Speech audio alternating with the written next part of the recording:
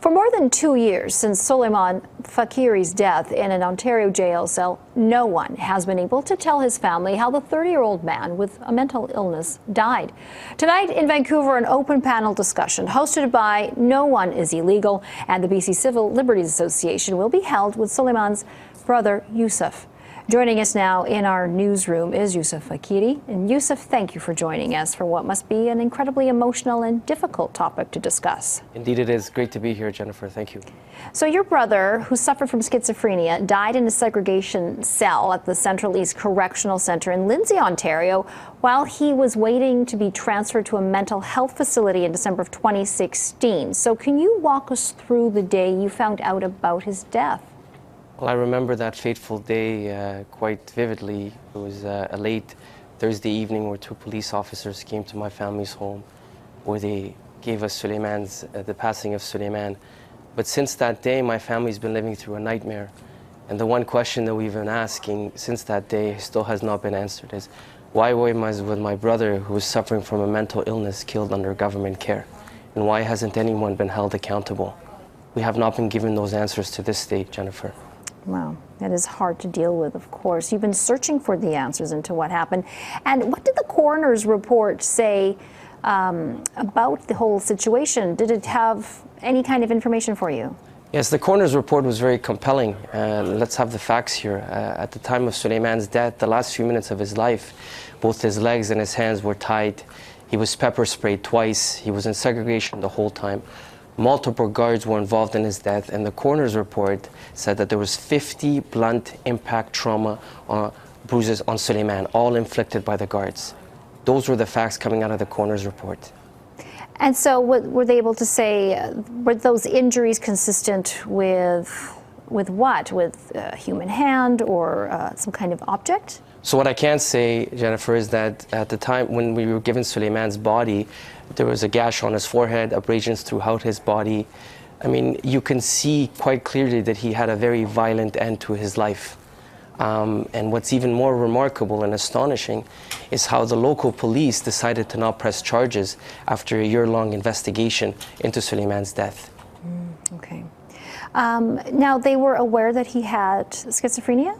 This is a very important question. Yes, they were aware that Suleiman had schizophrenia because my family tried to visit him 4 times. And the one time that I went with my younger brother, I told staff at the facility that Suleiman was suffering from schizophrenia, in addition to the fact that his mental illness was well documented for 11 years. And do you know, was he taking any drugs or willing to, or were they even keeping up with that? And when he was you're saying in terms of when he was in the facility? Yes, in the facility. Well, that's the problem in itself. We still don't know exactly in those 11 days what was happening. It's as if he was thrown in a dark hole to never be seen again. My family was never given access to him, even though we tried multiple times to see him. And that's the problem in itself. We still have not been given the answer as to why we weren't able to see him. Okay. And can you tell us, are you able to tell us why he was there in the first place? So what ended up happening was on December 4th, my family was not in the area, but he got into an incident with the neighbors, and it was after that time he was temporarily taken to custody at the Central East Correctional Centre in Lindsay. Okay. And did he have a history of violence, or was he normally someone that was calm? Suleiman, here's the thing with mental illness, everybody has their difficulties, but he was not someone that I would say a violent person. He was a human being. He needed to be at a hospital and needed to be cared for. Instead, he was killed in the very institution that was supposed to take care of him. Mm-hmm. And so what is the Correctional Services and the Ontario Provincial Police saying? Well, here's the important part about the current case. We're very grateful to the Office of the Chief Coroner. They've called a new police investigation to be led by the Ontario Provincial Police Services, and that investigation is now starting now. And that one of the reasons that investigation has been called, there is now an eyewitness that was never that the initial investigation people did not speak to them. The initial police force did not speak with the eyewitness. Okay, and so I'm sorry, you mentioned the witness there. Have you spoken with the witnesses at all, or has anyone come forward to you?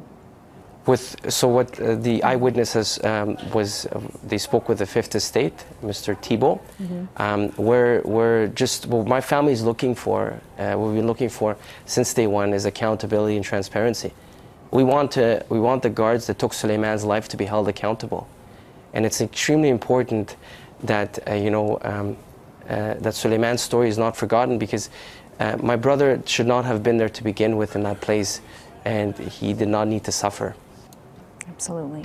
So tonight's event, what can you tell us about it? Where will it be, and can people attend? So this event is being held by, as I said, with the No One is Illegal and the BC Civil Liberties Association. It's being held at Mount Pleasant at 6:30 this evening. And this event came out of the Justice for Soli campaign that we're on a national tour speaking about Suleiman's tragic story, but also a much more important national conversation about individuals that are suffering from mental illness across the country. And we're talking about the stories of Ashley Smith, Justin Saint-Amour, Matthew Hines, Cass Geddes, Edward Snowshoe. So we're talking about the fact that people with mental illness should not be in jails. They need to be in hospitals. They need to be in areas where they're taken care of. And so, and we're speaking about Suleiman's story, but also others. And this is how this came about. Okay. And that goes at 6:30 tonight? At 6:30 tonight at Mount Pleasant. Mount Pleasant. All right. Thank you so much for coming in today. We do appreciate your time. Best of luck that this is resolved quickly. More quickly than it has been, obviously been moving forward. And we'd just like to add that we have reached out to both Correctional Services and the OPP for comment, but we have not heard back from them yet.